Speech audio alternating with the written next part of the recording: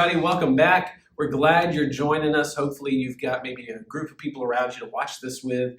I'm here with Pastor Rick, and we're excited to talk with you about this past week's sermon. But before we do that, we always like to start off with a fun question, icebreaker. Yeah, and we're hoping, like you said, we're hoping you're doing this with a small group. Many of you have contacted the church and got interested in a small group. So maybe you don't know the people around you and you want to get to know them a little bit better with this kind of question. So this week, Harper got to pick the question. Actually, we couldn't even think of an answer. We actually couldn't think of one. We've spent the last 10 minutes trying to figure out an icebreaker question. So we did the best thing we could possibly do. Yeah. We Googled icebreaker. Yeah. And so we said, all right, well, the first icebreaker question that pops up, we're going to ask that one. And it was, what is the best piece of advice that you've ever received? So yeah. I'll start us off, if that's okay. That'd be great. I'll start us off. The best piece of advice I ever received was Jill and I, before we got married, a gentleman who meant a lot to both of us kind of told us both, be each other's best friend. And, we kind of thought, oh, that sounds great. But then he was at our wedding. He wrote that on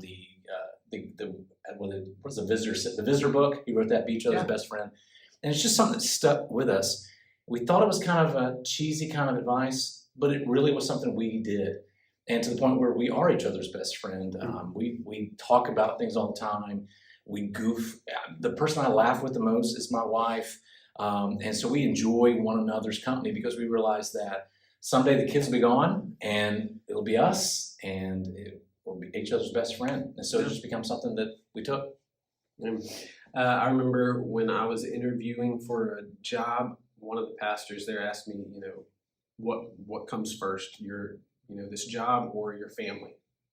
And it was kind of a trick question he was trying to get me on, and he said, listen, I'm not even going to let you answer that. I'm just going to tell you, your family always comes first. Your family is your first ministry.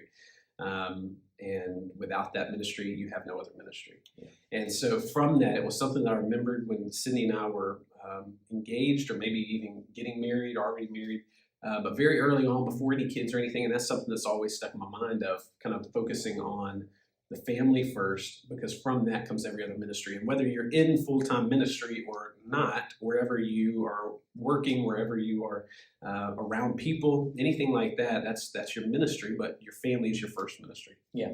Now, Harper, we took very spiritual family answers. Yeah. But our listeners may want to pick something else, because another piece of advice I was going to share was when my dad would teach me how to build things. He'd always say the phrase, measure twice, cut once, because luckily we live near a Lowe's home improvement place, so we can go buy more lumber. But it could be something as simple as that. It doesn't have to be something as super spiritual as what we gave him today. Yeah, whenever I asked my dad if I could help him, he always said, yeah, get out of my way.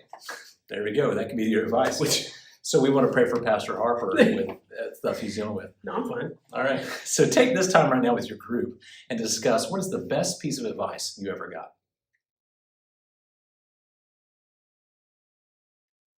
So this past Sunday, we finished chapter 1, and Pastor Dwayne kind of taught through that a little bit and kind of gave a good overview with that. But as we think about kind of over these weeks of being in Ephesians, we've just now finished chapter 1. And so thinking back over those sermons and everything we've learned, something we wanted to know was kind of what stood out to you from these sermons. What has stood out as we've kind of gone over chapter 1 and pulled from it? What is that one thing? Yeah, and the chapter 1 is really dealing with all the blessings we have. But what stuck out to me from chapter 1 was that God is a God who blesses.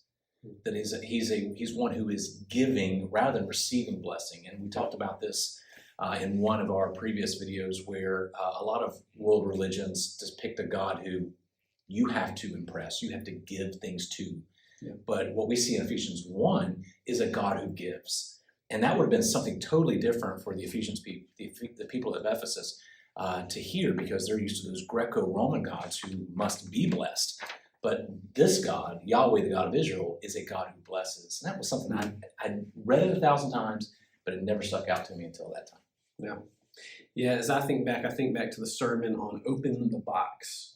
And just that story that Kivit told, kind of to start things off and get that imagery in our heads of that guy not opening the box, and yet what was inside of that and everything.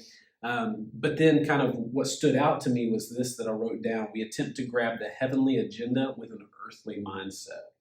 And just this idea of when you try to use a finite wisdom to try to grasp what an infinite God is doing, it's not going to line up. It's not going to always make sense. You're not going to be able to figure it out.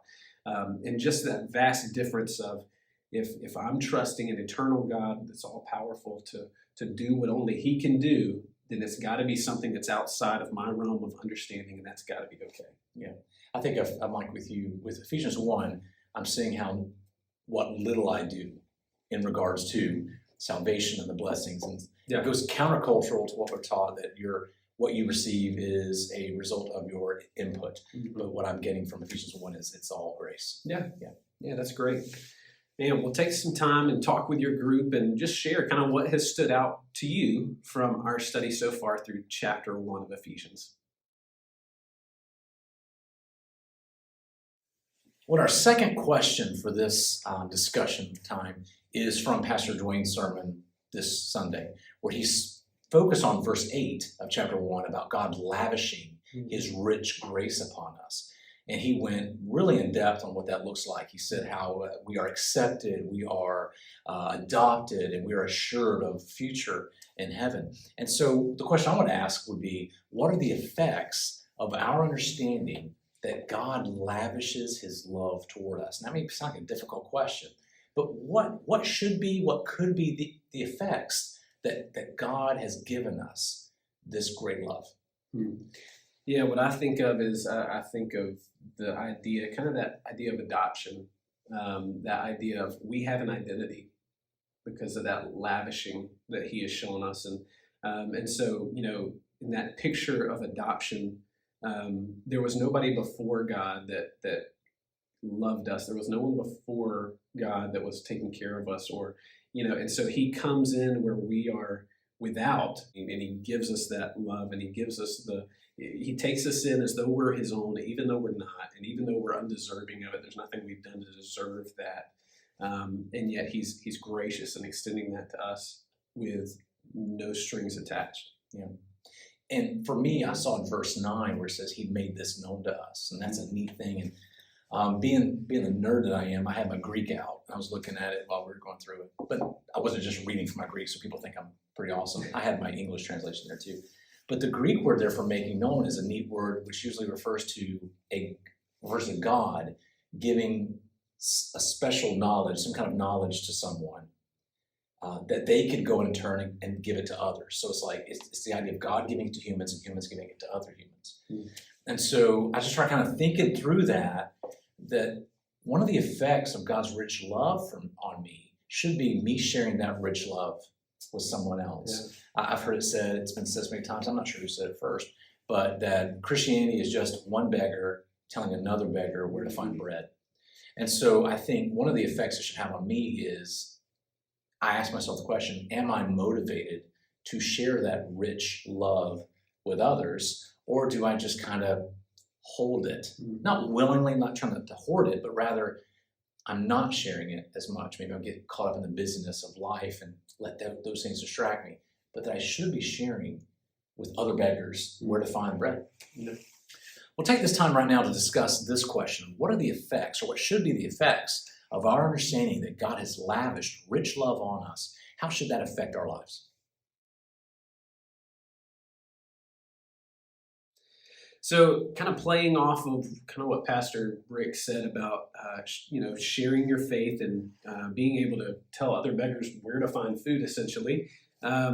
What we want to talk about is some of the apprehensions that come along with that. When you talk about, or you hear someone talking about sharing your faith, there are some things that pop up, whether it's old experiences or just our minds wondering of what could be or what could happen in scenarios that are made up. Yeah.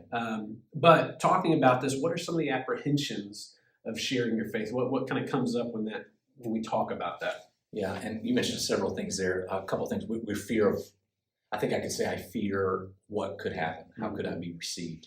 I think sometimes the way we do share our faith can sometimes sound like a sales pitch. Mm-hmm. Like you're just trying to have a conversation with someone to get them to the conversation, get them to this point. Yeah. It's almost like when I walk onto a car dealership, it's the idea of what do I have to do to get you into a car today? It's like, well, what do I have to do to get you into a faith the faith of Christ. And I think sometimes people sense that. Yeah. So I think some of the apprehensions that I have is I want to want to make sure that I'm genuinely caring. Right. I don't want to try to sales pitch. For me personally, the apprehensions I have aren't how could this person respond, even though being the type 2 Enneagram, I want them to like me. Yeah. But it's more about I don't want to come off disingenuous. Like all I'm here to do is share my faith. I want it to be, hey, I genuinely care about you. And because I care about you that way, I have to share this. What kind of pastor would I be if I did not want to share my faith with others who don't yet know Christ? What kind of person would I be? I think a good friend of mine once said, how much do I have to hate someone to not share my faith if I knew that for them trusting in Christ would take them from the domain of darkness into the kingdom of Christ? So how much would I have to hate somebody not to? So sometimes my apprehensions are more about, I want to make sure I sound genuine and I do this out of a genuine love rather than something I feel forced to do.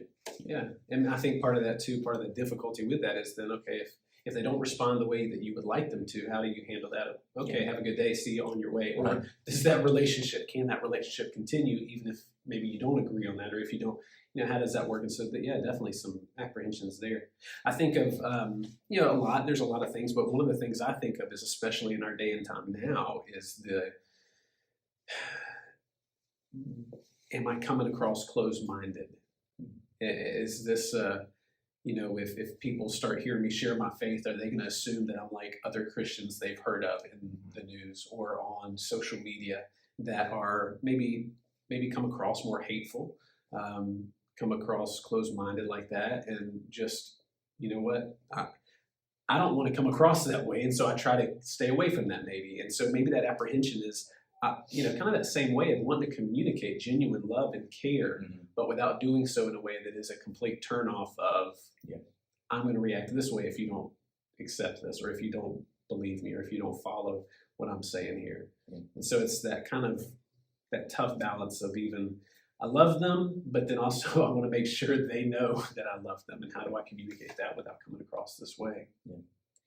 Well, talk about this with your group, and maybe even add to the question, how do you respond when sharing your faith if you're kind of rejected right up front?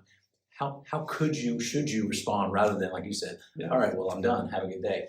How could you respond better to someone rejecting your explanation of the gospel?